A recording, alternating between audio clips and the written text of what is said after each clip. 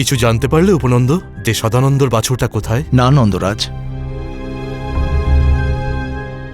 গোকুলে চুরির ঘটনা শুনেও মন ব্যথিত হয়ে যাচ্ছে উপনন্দ।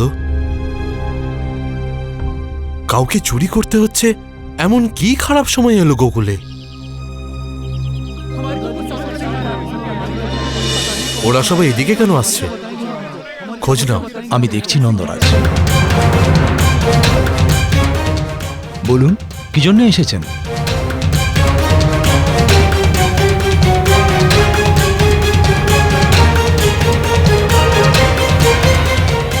নন্দরাজ, সমস্যা গুরুতর। সকল গোয়ালাদের বাছুর হারিয়ে গেছে। কি? প্রথমে সদানন্দের, এখন আবার এদের সবার? খোঁজ করো উপনন্দ, গোকুলে এই দুষ্কর্ম কে করতে পারে? হ্যাঁ নন্দরাজ। যাও।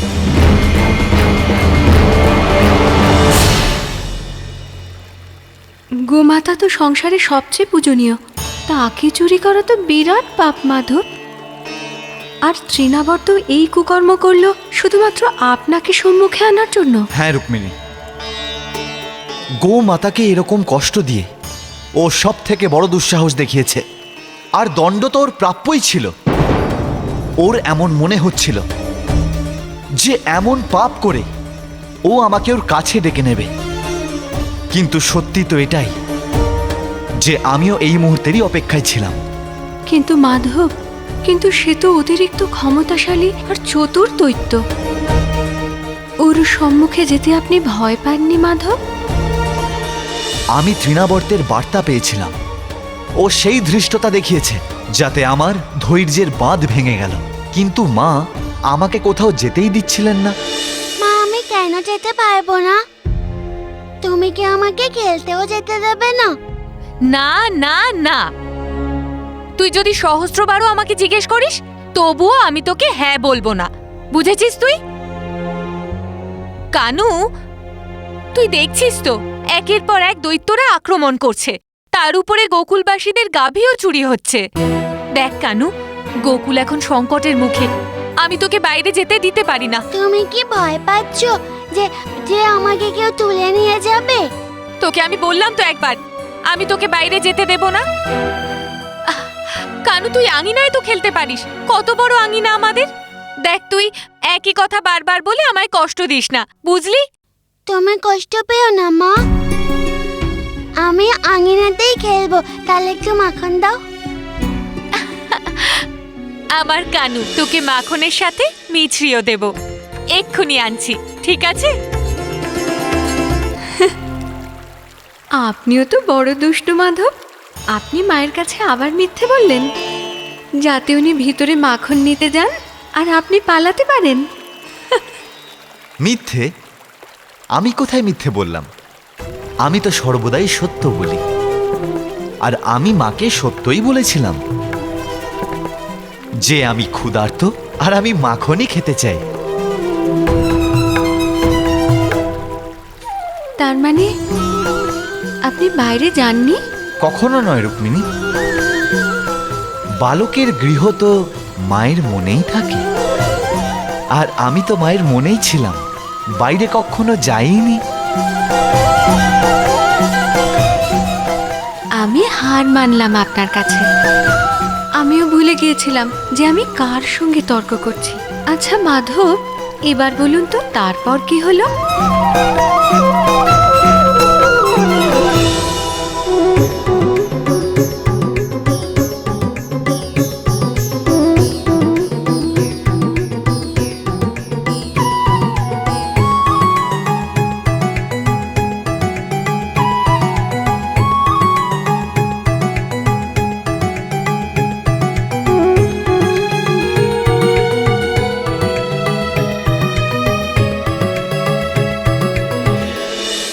দাদা, তুমি তো আমাকে ভয়ই পাইয়ে দিয়েছিলে। ভয় পাওয়ার কোনো কারণ নেই রে, কারণ আমি তো তোর সাথেই আছি। কিন্তু আমার একা যাওয়াতে তোমার আপত্তি আছে? হ্যাঁ আছে, তোকে আমি একা ওখানে যেতে দেব না। আমি তোমাকে কোনো কষ্ট দিতে চাই না দাদা। আর তোকে বিপদ থেকে রক্ষা করা আমার কর্তব্য। তাহলে ঠিক আছে, চলো দাদা। বাছুর চুরি করা দৈত্যর সাথে চলো একটু খেলে আসি।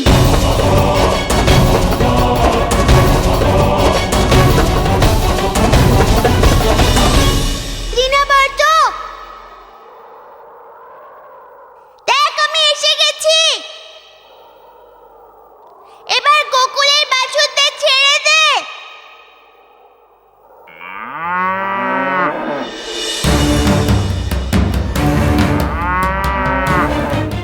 দাদা, তুমি এই সব বাছুরগুলোকে নিয়ে গোকুলে চলে যাও। না কানু, আমি তোকে একা এখানে ছেড়ে যেতে পারবো না।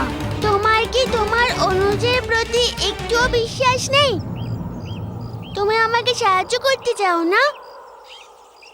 তাহলে এই বাছুরদের গোকুলে নিয়ে যাও। কানু দেখ, আমি তোর জন্য মাখন আর কানু, কানু কোথায় লুকিয়ে আছিস? কানু, এভাবে মাকে জ্বালাতন করতে নেই, নয়তো আমি তোকে মাখন আর মিছরি দেব না। কানু বেরিয়ে আয়, বেরিয়ে আয় কানাই। কোথায় গেল ছেলেটা? এখানেই তো ছিল। ওই তৃণাবর্ত, কোথায় তুই? আমাদের মাঝখানে এখন আর কেউ নেই। তোর খুব ইচ্ছে ছিল না আমাকে দেখার? তবে কি হলো? বাইরে বেরোচ্ছিস না কেন? একটা বালককে ভয় পেয়ে গেলি?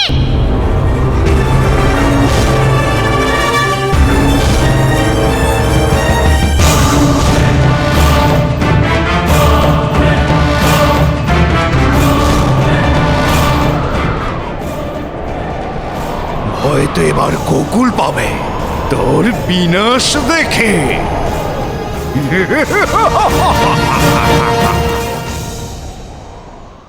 কানু, কানু, দিদি, দিদি কানুকে দেখেছো তুমি? না তো যশোদা, আমি তো কানুকে কোথাও দেখিনি। ও তো কক্ষে তোমার সাথে ছিল, তাই না? হ্যাঁ দিদি, ও কক্ষে আমার সাথেই ছিল, কিন্তু যখন আমি ওর জন্য মাখন নিয়ে এলাম তখন ও কক্ষে ছিল না। এইটুকু সময়ে ও কোথায় যে চলে গেল কে জানে। সব জায়গায় খুঁজলাম, কোথাও পেলাম না।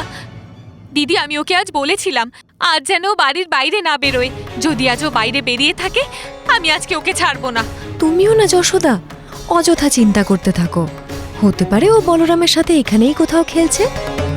বলরামকে জিজ্ঞেস করছি, ও নিশ্চয়ই জানবে কানু কোথায়। বলরাম, বলরাম,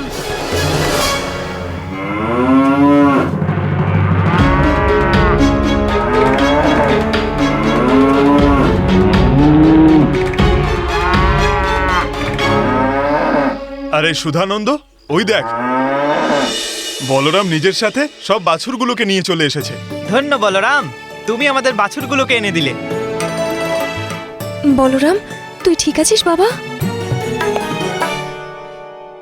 বলরাম, কানু কোথায়? কানু তোর সাথে না? আসলে মা, কানু না।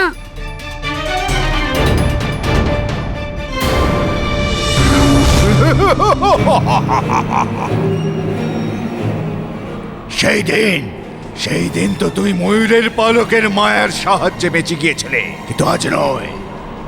আজ দেখবো আমি যে আমার হাত থেকে তোকে কে বাঁচায়। আজ আমার ঘূর্ণাবর্ত দিয়ে তোকে ঘুরিয়ে ঘুরিয়ে এমন আছাড় দেবো, তোর আত্মা তোর শরীর থেকে বেরিয়ে যাবার পরেও বছরের পর বছর ধরে ঘুরপাক খাবে।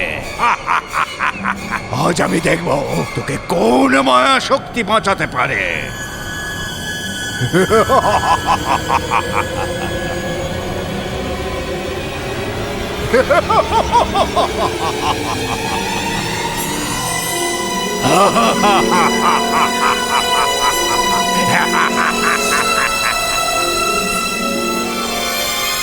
হে ভগবান, আমার কানুকে রক্ষা করো। এক মায়ের প্রার্থনাকে উপেক্ষা করো না।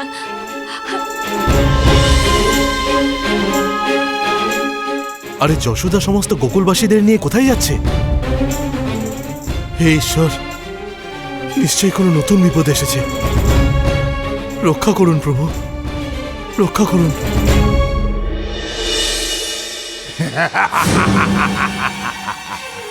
মা কি সরল না, আমাকে রক্ষার জন্য আমার কাছে প্রার্থনা করছে। এবার মায়ের জন্য আমার ওকে মারতেই হবে।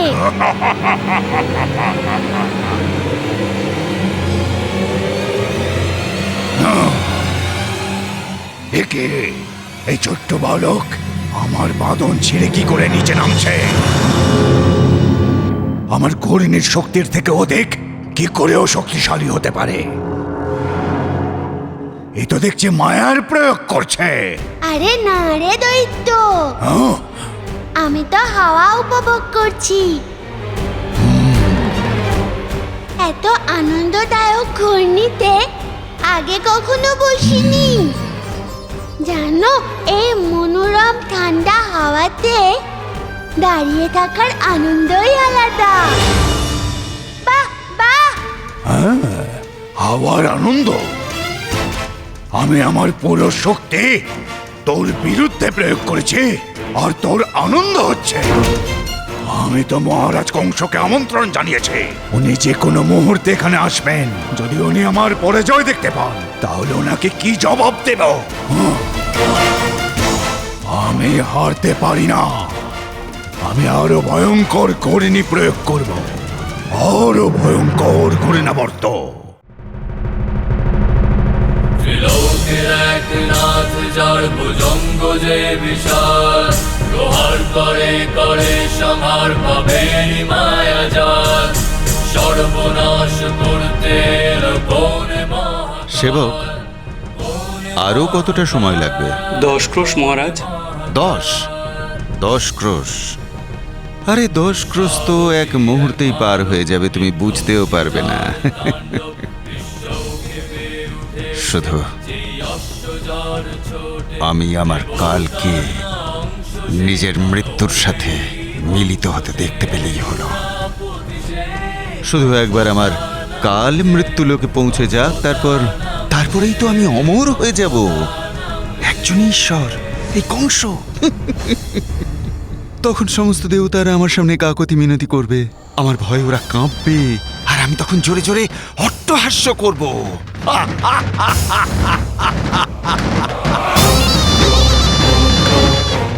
সারথি, রথের গতি বাড়াও।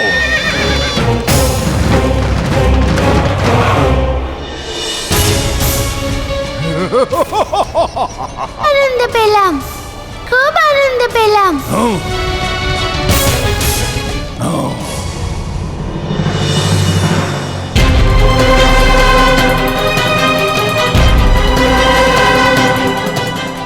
এখনই আমার অগ্নিগোলকের প্রচন্ড তাপে তোর বিনাশ ঘটাবো বালক।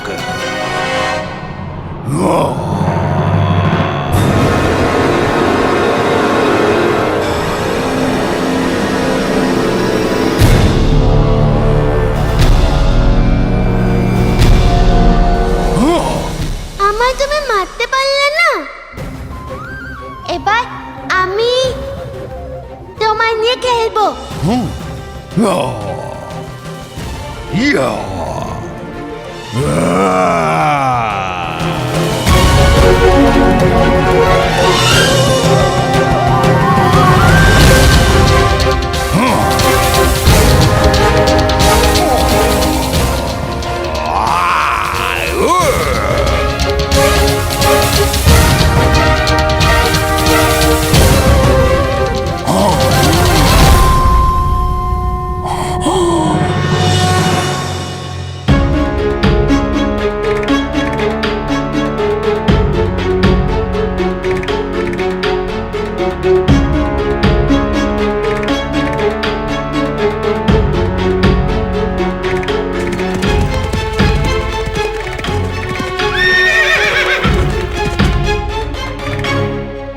এটা অসম্ভব।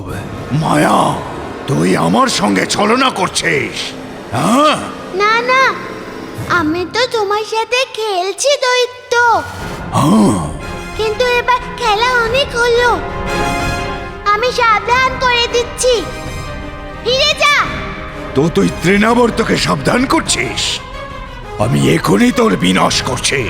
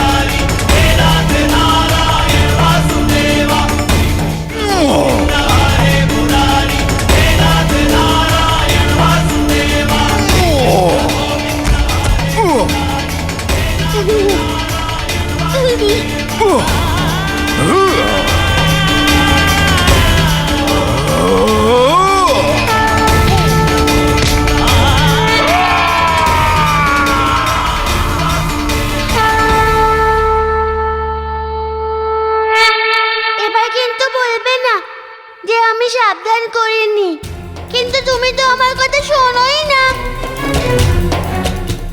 তোমার কি আমার মতো মা নেই? তোমাকে বেঁধে ঠিকঠাক পেটালে শর্ট বুদ্ধি এসে যেত তোমার মাথায়।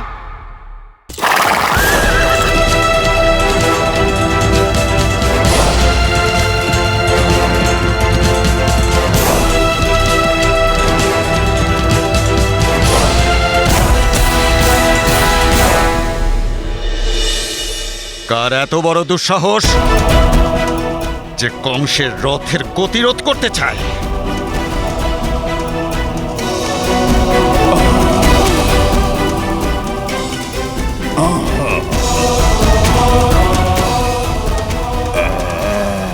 তৃণাবর্ত,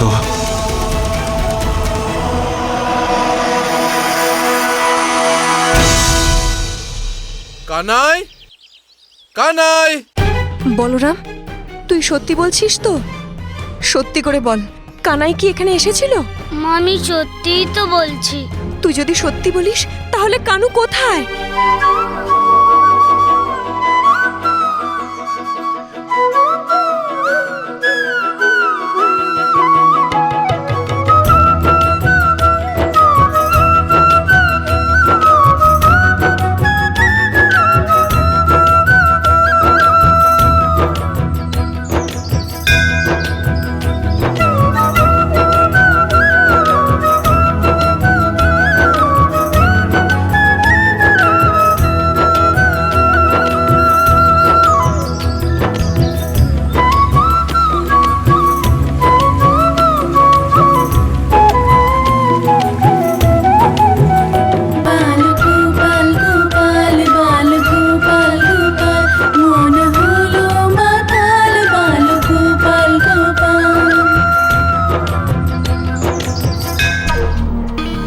তোমার এই দুর্দশা? মহারাজ, ওই মায়াবী বালক কৃষ্ণ আমায়... বালকের এত বড় সাহস যে তোমার এই দুর্দশা করেছে? মহারাজ, আমাকে ক্ষমা করে দিন মহারাজ। আমার কথা শুনুন। আপনি ওই বালকের সাথে সন্ধি করে নিন। ওই বালক খুবই শক্তিশালী মহারাজ। ওকে কেউ হারাতে পারবে না। কারোর ক্ষমতা নেই মহারাজ। চুপ কর! তুই কিন্তু আমার ক্ষমতাকে ওই বালকের ক্ষমতার থেকে ছোট করছিস। মনে রাখিস, কৃষ্ণর নাম যারা নেবে এই সংসারে তারা কেউ বেঁচে থাকবে না, কেউ না।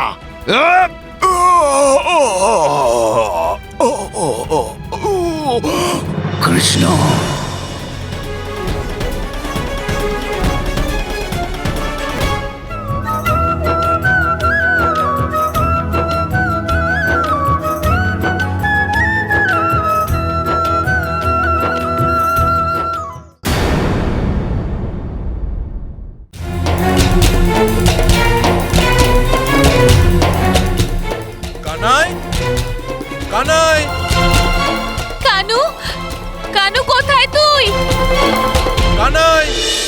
বলরাম, তুই সত্যি কথা বলছিস তো? সত্যি করে বল, কানা এখানে এসেছিল কি না? মা, আমি সত্যি বলছি। তুই যদি সত্যি কথা বলিস তাহলে কানু কোথায়?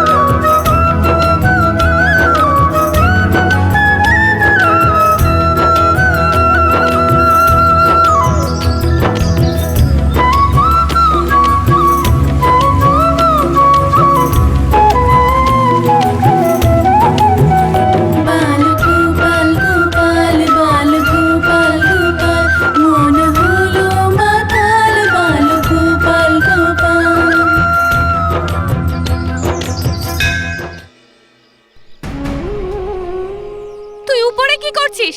নিচে আয়। আমার বাঁশির মধুর সুর শুনে তোমরা থাকতে পারলে না না? এই গোপিনীরাও তোমাদের পিছনে পিছনে চলে এসছে। কানু, চুপ কর, থাম। অনেক দুষ্টুমি হয়েছে তোর।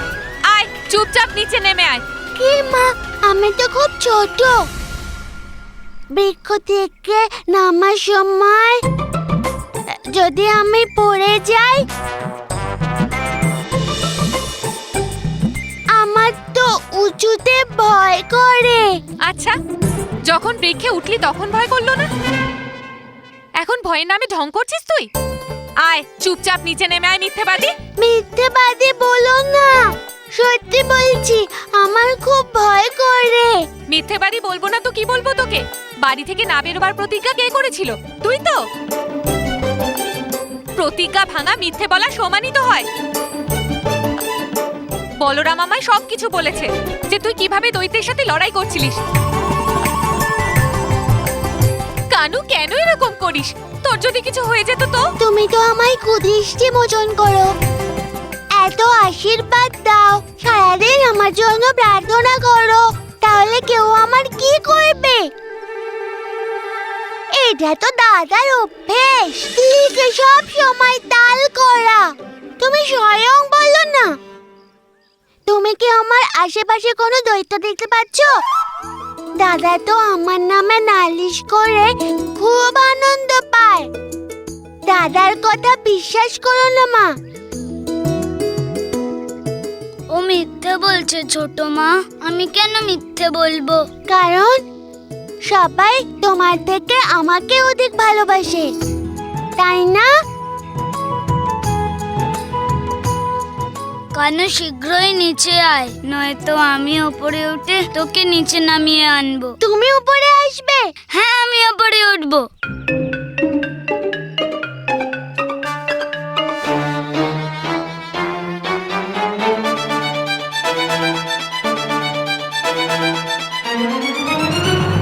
কানু,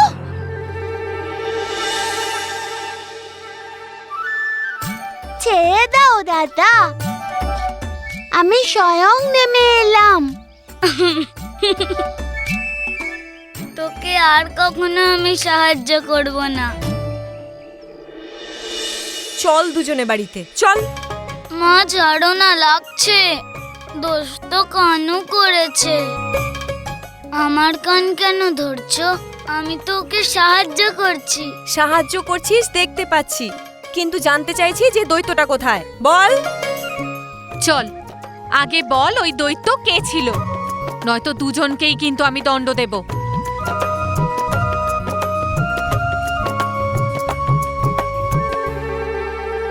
ঠিক আছে, বলবি না তো দুজনে? বলিস না।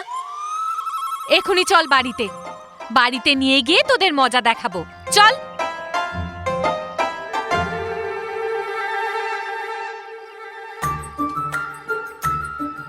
দাদা, আমরা তো চলেছিলাম জগৎকে রক্ষা করতে, আর মা আমাদেরই সাজা দিয়ে দিল।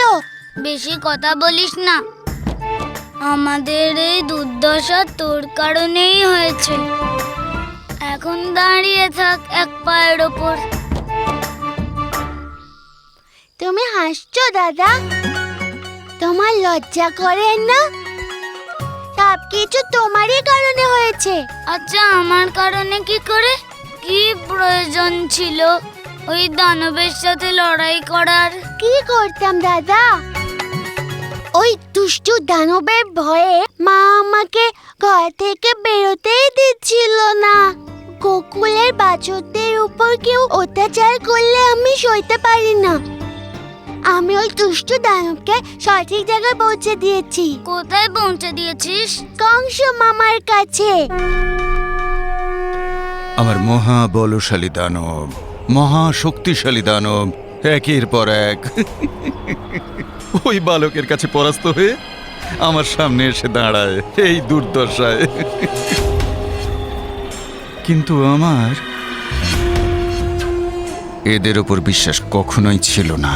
আমি এদের সর্বদা সহায়তা করি, সমস্ত সুযোগ সুবিধা দিয়ে থাকি, যখন চাই তখন।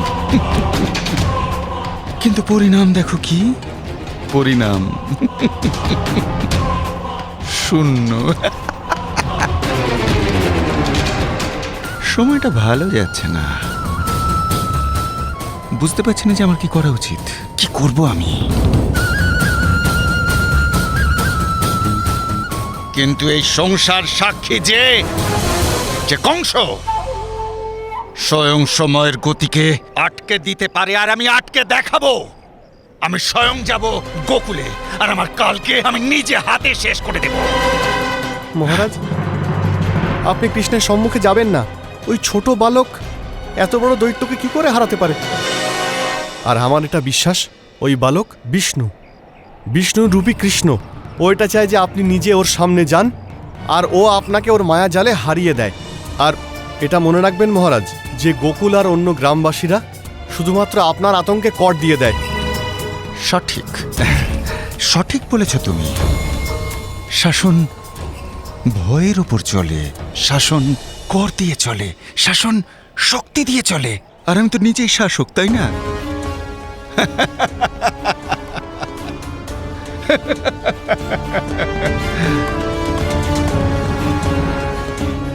কিন্তু এ কথাটা স্মরণে রেখো যে পুনরায় মন্ত্রণা দেবার দুঃসাহস দেখিও না, অন্যথা পরিণামটা তুমি খুব ভালোভাবে জানো।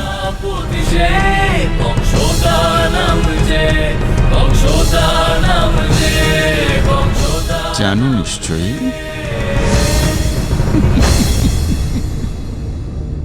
এটা কি প্রভু? আপনি আপনার শত্রুর উপর এত কৃপা করছেন? দৈত্যদের নাশ করতেই আপনি পৃথিবীতে অবতীর্ণ হয়েছিলেন, কিন্তু আমি তো দেখছি আপনি তাদের উদ্ধার করছেন, ওদের মোক্ষ দান করছেন। এটা উচিত নয় প্রভু। বড্ড বেশি সরল তুমি রুক্মিণী। এই পৃথিবীতে প্রত্যেকটি জীবিত প্রাণীর আত্মা ততক্ষণ মুক্তি পায় না যতক্ষণ না সে পুনরায় মনুষ্য রূপে জন্মগ্রহণ করছে। সেই জন্য বারবার আত্মা জীবন লাভ করে, আর তারপর সে মৃত্যু বরণ করে। আর এইভাবে আত্মা অনন্তকাল মুক্তি পায় না। তার কর্ম অনুসারে তার জন্ম হয়, তার পূর্বজন্মের কার্য অনুসারে পরজন্ম নির্ধারিত হয়। কিন্তু আত্মা এই বন্ধন থেকে মুক্ত হয়ে নিজের অন্তিম গন্তব্যে অর্থাৎ আমার কাছে পৌঁছতে চায়। আর এটা সেই আত্মার জন্যই সম্ভব যে সর্বদা আমায় স্মরণ করে, যে এক মুহূর্তের জন্যেও সম্পূর্ণ রূপে নিজেকে আমায় সঁপে দিয়েছে। তাকে এই বন্ধন থেকে পুরোপুরি মুক্ত করা আমার দায়িত্বের মধ্যে পড়ে। দৈত্য তৃণাবর্ত এমনিতে সর্বদা খারাপ কার্য করে গেল, কিন্তু জীবনের শেষকালে ও আমার শক্তিগুলোকে চিনতে পেরেছে, আরও আমার শরণাগত হয়ে গেল। আমার শরণে যে আত্মা আসে সে সব বন্ধন থেকে মুক্ত হয়ে আমার মধ্যেই মিশে যায়। শরণাগত বৎসল ভগবানা, আপনার স্মরণে আসা প্রত্যেক আত্মা আপনার সব থেকে প্রিয়। আপনি চমৎকৃত করলেন মাধব। সত্য বলেছ রুক্মিণী, কিন্তু এত কিছুর পরেও মাতা যশোদা খুব ভীত ছিলেন। দৈত্যের কারণে মাতা যশোদার মনে সর্বদা এই ভয়ই ছিল যে আমার কিছু হয়ে না যায়। মা তো মাই হয়। সে তো হবেই। এক মাতার কাছে তার সন্তানের চেয়ে অধিকার কেই বা হতে পারে। আর আপনি তো মনমোহন বটেই। আপনার জন্যে মাতা যশোদার চিন্তা খুবই স্বাভাবিক ছিল। কত বাধা এসেছিল আপনার ওপর। এত সব কিছু হওয়ার পরে কংসের ক্রোধের অগ্নি আরো তীব্র হয়ে উঠেছিল, তাই না মাধব? বলুন না মাধব, তারপরে কি হলো? দাদা, তুমি কিছু শুনলে? হ্যাঁ হ্যাঁ। এ কেমন আওয়াজ? এই আওয়াজ তো মনে হচ্ছে এখানকারই। এই আওয়াজটা ওই ইঁদুরগুলোর নয় তো, যারা আমার পেটে এতক্ষণ খিদের চোটে নাচানাচি করছে?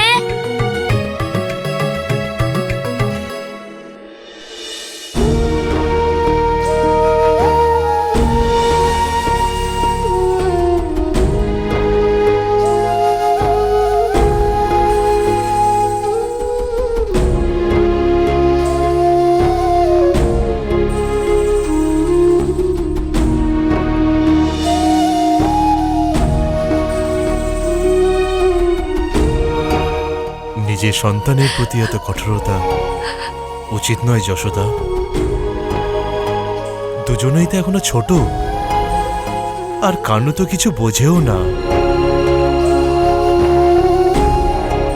এই বয়সে সব বালকই একটু চঞ্চল হয়। কিন্তু স্বামী, চঞ্চলতার বশে বালকেরা নিজেদের বিপদ না ডেকে আনে। আমি কতবার বুঝিয়েছি, কিন্তু ওরা যদি না বোঝে আমি কি করব? আমি জানি এই বয়সের সব বালকেরা চঞ্চলই হয়ে থাকে, কিন্তু সমগ্র গোকুলে কানুর থেকে বেশি চঞ্চল কোনো বালক নয়। আমার নিজেকে মাঝে মাঝে অসহায় বোধ হয়। আমি ওকে দণ্ড দিতে চাই না, কিন্তু মন শক্ত করে দণ্ড দিতে হয় যাতে ওর চঞ্চলতা না বেড়ে যায়।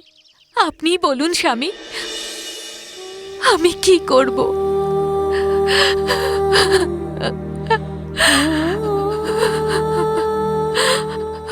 মা,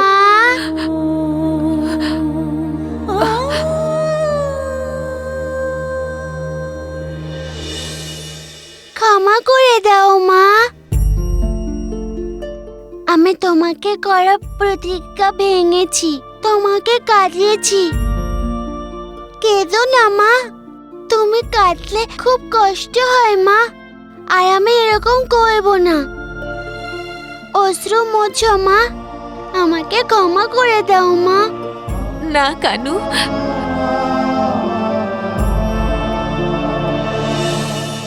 শুনুন শুনুন শুনুন শুনুন শুনুন শুনুন।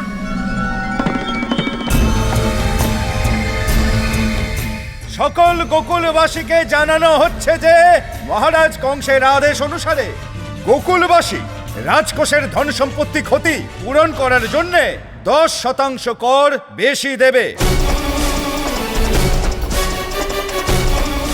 আর সেই সঙ্গে মহারাজ চান যে গোকুলবাসী তারা নিজেদের গাভী থেকে প্রাপ্ত দুধ, দই, মাখন কাল থেকে মথুরা নরেশকে পৌঁছে দেবে। আর যারা মহারাজের আদেশকে অবমাননা করবে তাদেরকে কঠিন শাস্তি দেওয়া হবে।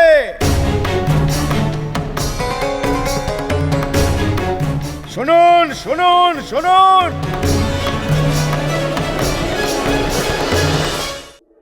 শুনুন শুনুন শুনুন। না না, মহারাজ আমাদের সাথে এমনটা করতে পারেন না।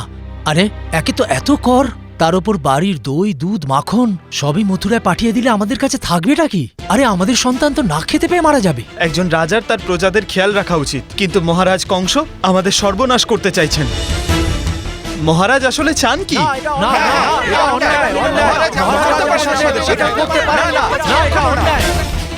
আমি জানি ওই পাপী কংসর কি চায়।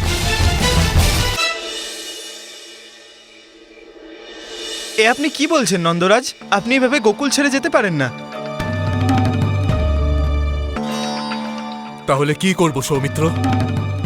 কংস প্রতিদিন গোকুলবাসীদের আলাদা আলাদাভাবে অত্যাচার করছে। ও নিজের রাজধর্মটুকুও ভুলে গেছে। কিন্তু আমি গোকুলের প্রধান, আমার কর্তব্য হলো আপনাদের সবাইকে রক্ষা করা। কিন্তু আমি সেটা করতে অসমর্থ হয়েছি। প্রতিদিন যখন আমি নিজেকে দর্পণে দেখি, তখন লজ্জায় মাথা নত হয়ে যায়। সেই জন্য আমি সিদ্ধান্ত নিয়েছি যে আমি গোকুল প্রধানের পদ ত্যাগ করে আমার পরিবারকে নিয়ে অন্য কোনো এক স্থানে চলে যাব।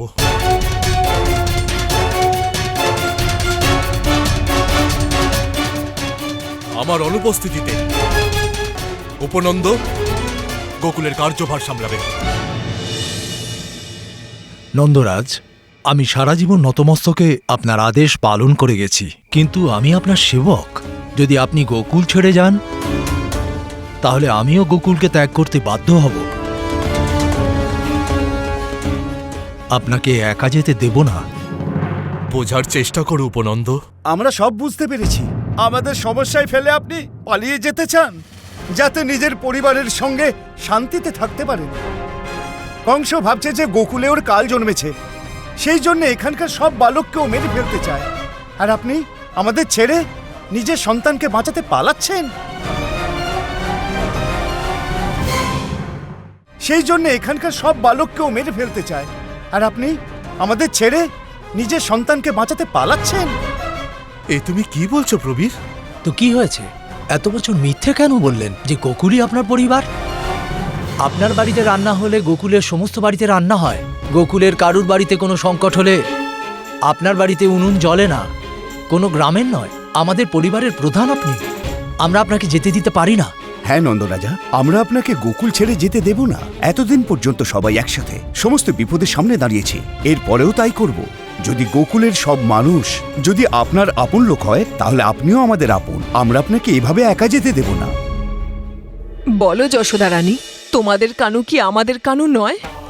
মানছি যে আমরা তোমাদের কথা শোনাই, তাই বলে কি তুমি আমাদের ছেড়ে চলে যাবে? নন্দ বাবা, আমরা সবাই মিলে কংসের অত্যাচারের বিরুদ্ধে দাঁড়াবো।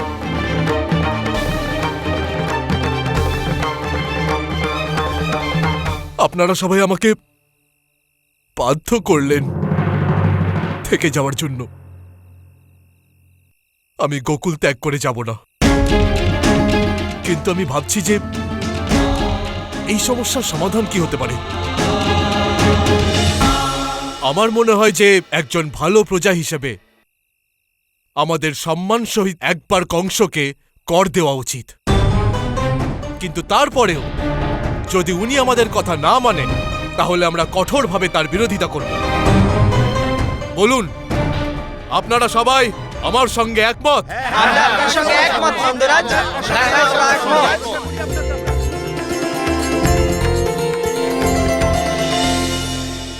দেখ কানু, গোকুলবাসীগণ আমাদের জন্য তাদের দুধ মাখন কংস মামাকে দিতে চলেছে। এরা আমাদেরকে কত ভালোবাসে, তাই না? কিন্তু ভেবে দেখ, এদের সবার কি হবে? কারণ সমস্ত গোকুলবাসীরা গোপালন করে জীবিকা নির্বাহন করে। যে সব দুধ মাখন দিয়ে তবে কি গোকুলবাসী ক্ষুধার্ত থাকবে? এই সব গোকুলবাসী আমার জন্য এত ত্যাগ স্বীকার করছেন। যদি গোকুলের একজনও ক্ষুধার্ত থাকে, আমার ঘুম আসবে না দাদা। এবার ওদের সব দুশ্চিন্তা আমার।